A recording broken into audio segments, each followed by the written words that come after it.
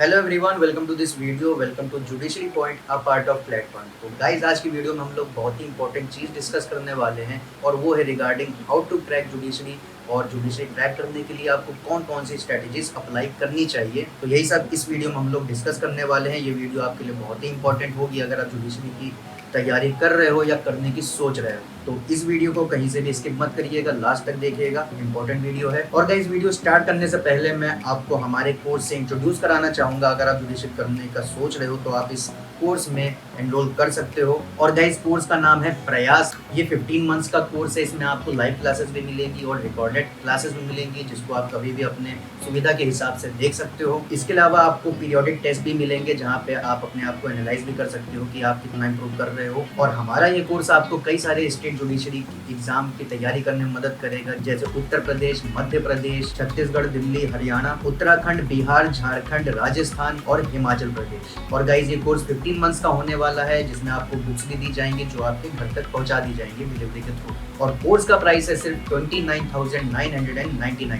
So do consider us if you want to crack this exam. तो guys, अब बढ़ते हैं हमारी स्ट्रेटेजी की तरफ। अब स्ट्रेटेजी में सबसे पहली चीज आती है कि हम लोग पढ़ाई कहाँ से स्टार्ट करें। तो गाइज, इसका सिंपल आंसर है और वो आपको भी मालूम है, बेयर एक्ट। आपको बेयर एक्ट खरीदनी है। ये सबसे बेसिक स्टेप है, ये सबसे पहला स्टेप है आपकी जुडिशरी प्रिपरेशन में। और आपको अपनी बेयर एक्ट से सारे फंडामेंटल, सारे कॉन्सेप्ट्स ऑफ लॉ को क्लियर कर लेना है। और यहाँ पे ये गलती ना करिएगा कि आप बेयर एक्ट को पढ़ने से पहले आप कमेंट्रीज की तरफ चले जा रहे हो या आप रेफरेंस बुक्स को रेफर करने लगे हो। आपको सबसे पहले बेयर एक्ट से पढ़ना है, जो एज इट इज लॉ है उसको पढ़ना है, और जितने भी सेक्शंस है, प्रोविजंस हैं, उनके ऊपर आपको अपनी पकड़ मजबूत करनी है। इसके बाद गाइज, एक क्वेश्चन आता है कि हम लोग कौन सी बेयर एक्ट को रेफर करें। तो गाइज, इसका जवाब सिंपल है और वो ये है कि आपको ऐसी बेयर एक्ट सेलेक्ट करनी है जिसमें सिर्फ बेयर प्रोविजंस दिए होते हैं। मतलब ऐसी बेयर एक्ट जिसमें सिर्फ बेयर प्रोविजंस हैं, जैसा पार्लियामेंट ने पास किया है एज इट इज लॉ, उस बेयर एक्ट में हो। और आपको ऐसी बेयर एक्ट अवॉइड करनी है जिसमें कमेंट्रीज लिखी होती है, केस लॉज भी दिए होते हैं नीचे, तो उनको आपको अवॉइड करना है and refer only bare provisions वाली बेयर एक्ट। और गाइज, बेयर प्रोविजन वाली बेयर एक्ट सेलेक्ट करने के बाद अगर आपको लगता है कि आपकी इंग्लिश वीक है या हिंदी वीक है, जो बाद में जाके एज अ बैरियर खड़ा हो जाता है आपके जुडिशरी एग्जाम को क्लियर करने में, तो उसके लिए मैं आपको सजेस्ट करूंगा कि आप डायग्लॉट वाले बेयर एक्ट्स को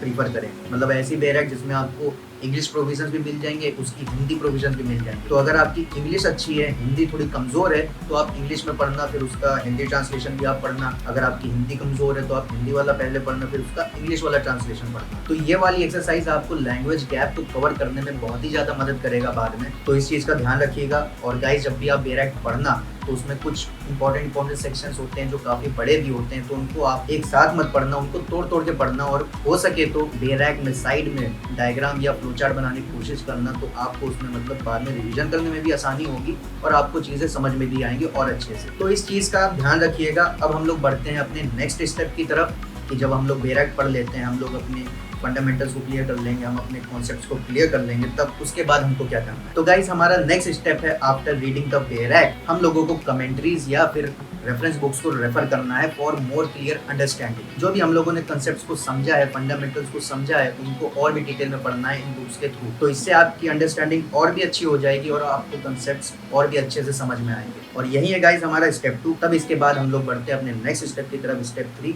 नोट्स मेकिंग। और गाइज, नोट्स मेकिंग मैं आपको कोई नई चीज नहीं बता रहा हूँ, ये तो काफी क्रूशियल पार्ट होता है किसी भी प्रिपरेशन में अपार्ट फ्रॉम जुडिशरी। तो आप इसके ऊपर बहुत ही ज्यादा फोकस करना। तो गाइज, आपको हर सब्जेक्ट की एक कॉपी मेंटेन करके रखना है जब भी आप बेयर एक्ट से पढ़ोगे। फिर उसके बाद जब आप कमेंट्रीज या रेफरेंस बुक्स से पढ़ोगे, तब आपको जब अच्छी क्लैरिटी आएगी, अंडरस्टैंडिंग होगी, तब आप उसके बाद नोट्स बनाएंगे उस कॉपी में। और गाइज, कॉपी में आप प्रोविजन और इलस्ट्रेशंस तो लिखोगे, लेकिन मैं आपको सजेस्ट करूंगा इंपॉर्टेंट केस लॉस भी काफी अच्छे से लिखना उसमें। और इसके बाद मैं आपको ये भी सजेस्ट करूंगा कि जो इंपॉर्टेंट सेक्शंस होते हैं, लेंथी सेक्शंस होते हैं, तो उसमें आप नोट्स बनाते समय फ्लो चार्ट भी और डायग्राम भी जरूर बनाइए, ताकि आप जब बाद में उसको रिवाइज करोगे ना, तब आपको समझने में काफ़ी आसानी होगी, अच्छे से रिवीजन हो जाएगा आसानी से। और इसके बाद गाइज, मैं एक और बहुत ही इंपॉर्टेंट पॉइंट आपको मतलब सजेस्ट करना चाहूँगा, और वो ये है कि जब आप प्रोसीजरल लॉस के नोट्स बनाओगे, तो उसमें आप ये कर सकते हो कि सेक्शन वाइज नोट्स ना बना करके आप क्रोनोलॉजिकल ऑर्डर में नोट्स बनाओ। जैसे आप सीआरपीसी का एग्जांपल ले लो। जब आप सीआरपीसी नोट्स बनाओगे तो उसमें आप जानते ही हो कोई भी चीज़ ज़्यादा सीक्वेंस में दी गई नहीं है, तो आप सेक्शन वाइज नोट्स ना बना करके क्रोनोलॉजिकल ऑर्डर में बना सकते हो। जैसे फॉर एग्जांपल एफआईआर से स्टार्ट करिए, फिर इन्वेस्टिगेशन, चार्जशीट, और पुलिस फाइनल रिपोर्ट, फिर ट्रायल, मतलब ऐसे आप क्रोनोलॉजिकल ऑर्डर में नोट्स बना के लिख सकते हो। इससे आपको याद करने में आसानी होगी। अब इसके बाद गाइज हम लोग बात कर लेते हैं सीक्वेंस ऑफ स्टडी की, मतलब पहले हम लोग क्या पढ़ें।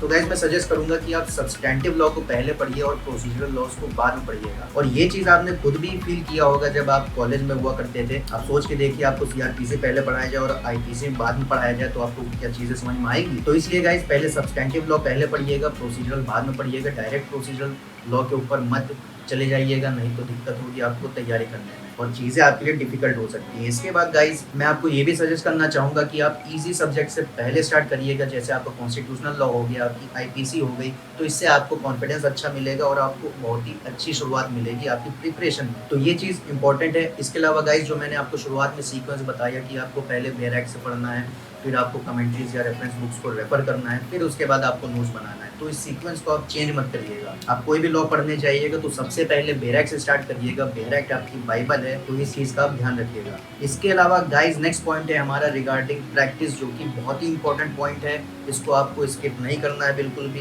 कंसिस्टेंट रहना है, प्रैक्टिस करते रहना है। और अगर आप पूछोगे कितना प्रैक्टिस करना है, तो स्काई इज द लिमिट। और गाइज आपने रेशो डेसिडेंटी का कॉन्सेप्ट पढ़ा होगा। जैसे एक जजमेंट में अगर रेशो डेसिडेंटी हटा दिया जाए तो उस जजमेंट का कंक्लूजन पे नहीं आया जा सकता। वैसे ही आपकी प्रिपरेशन में अगर आप प्रैक्टिस सही से नहीं करोगे तो आप एग्जाम को नहीं क्रैक कर पाओगे। तो इसलिए गाइस प्रैक्टिस की वैल्यू बहुत है, इसकी वैल्यू को आप समझिए और प्रैक्टिस को कभी स्किप मत करिएगा, कंसिस्टेंट रहिएगा। और मैं आपको सजेस्ट करना चाहूँगा कि हफ्ते भर में 1 दिन या 2 दिन को आप रिजर्व करके रखिएगा ओनली फॉर प्रैक्टिस। उस दिन मतलब कुछ नहीं पढ़ाई करना, उस दिन सिर्फ प्रैक्टिस करना है। आपने हफ्ते भर में जितना कॉन्सेप्ट पढ़ा है उसके ऊपर बेस्ड क्वेश्चन को सॉल्व करिए। और अगर आपको इसके अलावा लगता है कि कोई सब्जेक्ट आपका मतलब वीक है, कोई टॉपिक आपका वीक है, तो उसके ऊपर ज़्यादा से ज़्यादा क्वेश्चन करने हैं उन 1 से या 2 दिन में। और इस तरह प्रैक्टिस आपको बहुत ही ज़्यादा रिफाइन कर देगा। और इसके अलावा कंसिस्टेंट रहना ही है आपको, जैसा मैंने बताया, क्योंकि आप अगर सिर्फ पढ़ते रहोगे आपको नॉलेज बहुत हो जाएगी, but still let me tell you कि आप रेस के बाहर हो जाओगे अगर आप कंसिस्टेंटली